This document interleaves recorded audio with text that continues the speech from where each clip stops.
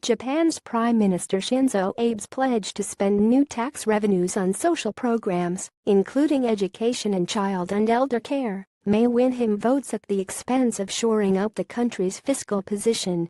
Photo FBOF, as seems likely, Shinzo Abe wins the snap election he's just called for next month. He could become Japan's longest-serving post-war prime minister.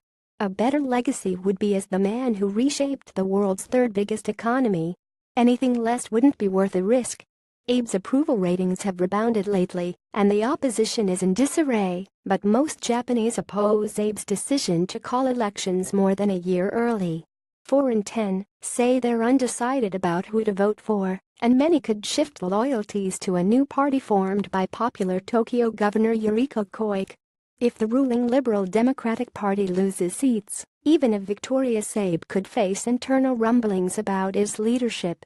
With nuclear tensions rising on the Korean peninsula, the last thing the region needs is a Japan consumed by political dysfunction.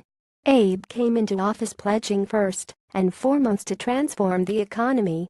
He's made some progress, bringing more women into the Japanese workforce, improving corporate governance, negotiating and now keeping alive the Trans-Pacific Partnership Trade Agreement, and welcoming more migrant workers into Japan's famously closed society. The economy has expanded for 6 quarters at 2.8%. Unemployment is the lowest among G7 nations. Yet the task is unfinished. Wages and consumption remain stagnant, and most new jobs are part-time positions that don't pay as well or offer the same benefits as full-time work. Growth is expected to slow in 2019 as the infrastructure boost for the 2020 Olympics wanes, while the Bank of Japan will soon face pressure to wind down its massive quantitative easing program. Expectations that Abe might push through more dramatic structural reforms, the so-called third arrow of his economic revival agenda, have waned.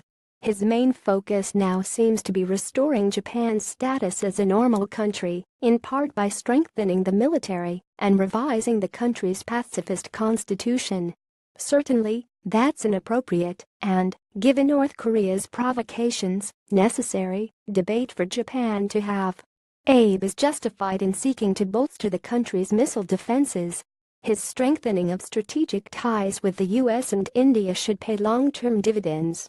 Nevertheless, Abe would do well to remember that nations are only as strong as their economic foundations. His pledge to spend new tax revenues on social programs, including education and child and elder care, may win him votes at the expense of shoring up the country's fiscal position. If Abe wins next month's election, he needs to use it as a mandate to strengthen and accelerate his program for making Japan's economy more open, innovative and nimble. Japan's future and his legacy may well depend on it. Bloomberg View.